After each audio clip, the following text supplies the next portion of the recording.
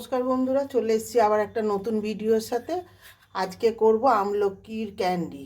বাজারে যেহেতু ভালো খুব আমলকি উঠেছে, তাই আমি কিছুটা আমলকি নিয়ে নিয়েছি। এটা হাফ কিলো আমলকি আছে। এই যে সুন্দর বেশ পরিষ্কার পরিষ্কার দেখে আমলকি নিয়ে নিয়েছি। হাফ কিলো আমলকি আছে। এই আমলকিটা দিয়ে আজকে আমলকির ক্যান্ডি করব। তাহলে পুরো ভিডিওটা দেখতে থাকুন। প্রথমে গ্যাসটা জ্বালিয়ে দিন, দিয়ে এবার এই ডেকচিটাতে জল নিয়ে নিয়েছি। আগে ডেকচিটা বসিয়ে দিলাম। তারপরে ডেকচিটার জলটা ফুটে গেলে তারপরে একটা ভালো ছাঁকনি দিয়ে তখন আমলকিটা, এই যে জলটা যেহেতু আমার ফুট ধরে গেছে, এই একটা ভালো ছাঁকনি নিয়েছি। এইটা ছাঁকনিটা এর মধ্যে বসিয়ে দেবো, দিয়ে এর ওপরে আমলকিগুলো দিয়ে দেবো। আমলকিগুলো পুরো ভাপে সেদ্ধ করব। এইবার এর ওপরে একটা চাপা দিয়ে দেবো, আর জলটাও ফুটুক, আমলকিটাও ভাপে সেদ্ধ হয়ে যাবে।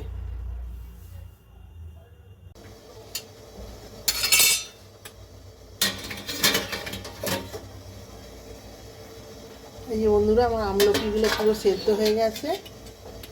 এই যে কেমন ভাপেতে ফেটে ফেটে গেছে গাগুলো। এই যে এইবার গ্যাসটাকে নিভিয়ে দেবো, দিয়ে এটা ঠান্ডা করতে দেবো। গ্যাসটাকে নিভিয়ে দিলাম, দিয়ে এবার এটা ঠান্ডা হোক। এই যে বন্ধুরা, আমার আমলকিগুলো পুরো ঠান্ডা হয়ে গেছে। এইবার এগুলোকে একটু হাতে করে টিপলে এই যে পুরো খুলে যাবে। এই যে এরকম করে আমি পিস পিস করে খুলে নেব। এই যে কত সুন্দর পিস পিস করে খুলে যাচ্ছে। দিয়ে দানাটাকে আলাদা করে দেবো। এই যে এরকম করে সব আমলকিগুলোকে আমি খুলে নেব। এই যে কত সুন্দর খুলে যাচ্ছে সেদ্ধ হয়ে যাওয়ার পর।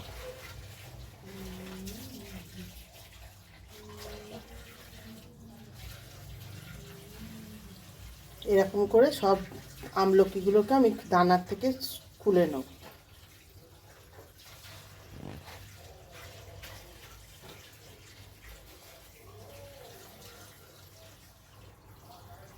দানাগুলোকে বাদ করে দেবো। এই যে বন্ধুরা, আমার আমলকিগুলো ছাড়ানো হয়ে গেছে। দানাগুলো এই যে এতগুলো দানা বেরিয়ে গেছে, বের করে দিয়েছি, আলাদা করে দিয়েছি দানাটাকে। আর এইগুলো পিস পিস করে বেরিয়ে গেছে। এইবার এর মধ্যে আমি হাফ কিলো আমলকি নিয়েছি, যেহেতু আমি 300 গ্রাম মিছরি নিয়েছি। মিছরিটাকে আমি মিক্সিতে গুঁড়ো করে নিয়েছি। এইবার এটা গরমেতে এটা এরকম করে দিয়ে দেবো।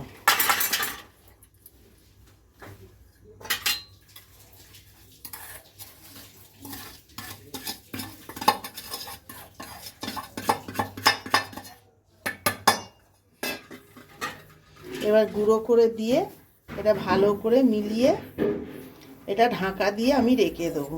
আমি 2 দিন রেখে দেবো এটাকে। আর মাঝে মধ্যে একটু করে বের করে এরকম করে ওপর নিচ করে দেবো, যাতে ওপরের আমলকিগুলো নিচে চলে যায়, নিচরগুলো ওপরে আসে, সবগুলোই ভালো রসেতে ডুবে থাকতে পারে। আমি এরকম করে মিলিয়ে, আর গরমতে যেহেতু দিয়েছি এক্ষুনি এটা রস হয়ে যাবে গরমেতে।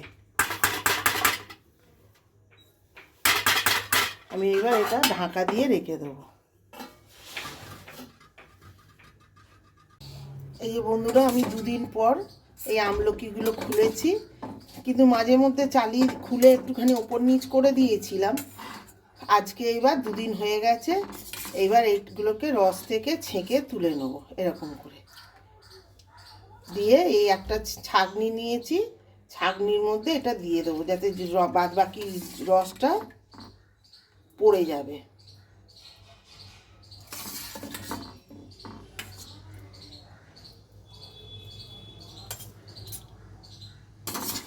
এর মধ্যে সব ছেঁকে ছেঁকে আমলকিগুলো তুলে নেব।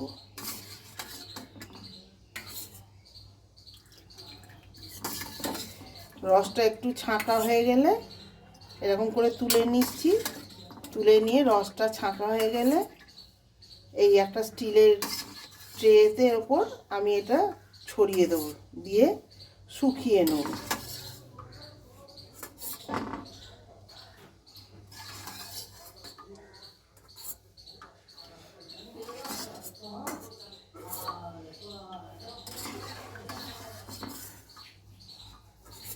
এই যে আমার পুরো আমলকিগুলো তোলা হয়ে গেছে।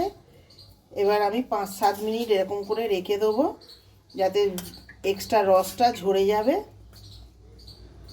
আর এই যে আমি একটা এরকম স্টিলের ট্রে নিয়েছি, এই ট্রেটার উপরে এইগুলোকে ছড়িয়ে দেব, দিলে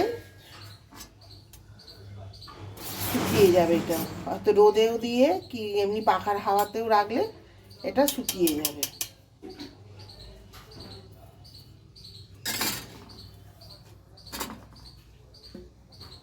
এই যে বন্ধুরা, আমার আমলকিগুলো শুকিয়ে গেছে একদম।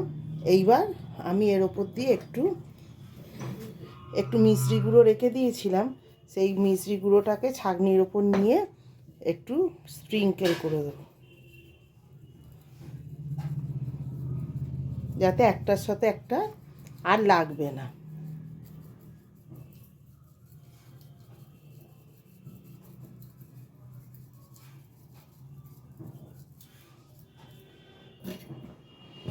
এই যে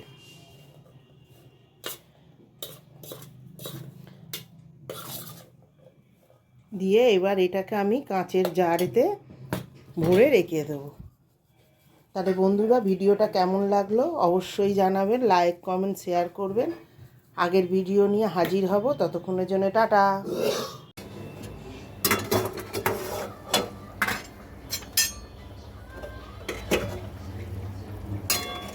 এই আমার ঝোলটা খুব সুন্দরভাবে ফুটে গেছে।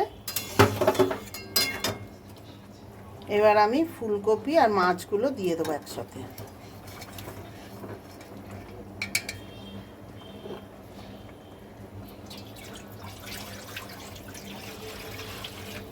দিয়ে আর খানিকটা জল দিয়ে এবার ঢেকে দেবো আবার।